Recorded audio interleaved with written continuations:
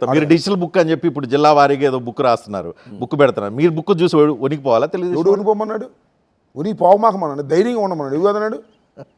Digital book మేము రాసుకుంటున్నాం.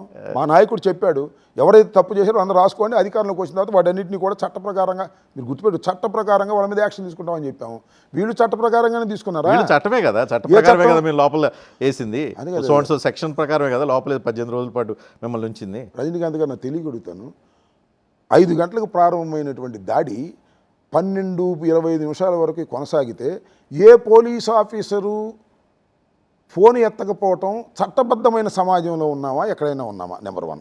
2, 7 గంటల సేపు తెలుగుదేశం పార్టీకి సంబంధించిన రౌడీలనండి, గ్యాంగ్ అనండి, నాయకులనండి అక్కడ విధ్వంసం చేస్తుంటే చుట్టూరా పోలీసులు చిత్రాన్ని చూసినట్టు చూస్తాం అనేది చట్టబద్ధంగా జరిగిందంటారా? ఈ 2 చట్టబద్ధంగా జరిగిందంటే శభాష్, ఈ చట్టాన్ని మెచ్చుకుందాం, ఈ పరిపాలన మెచ్చుకుందాం, మాకు ఏ విధమైన అభ్యంతరం లేదు.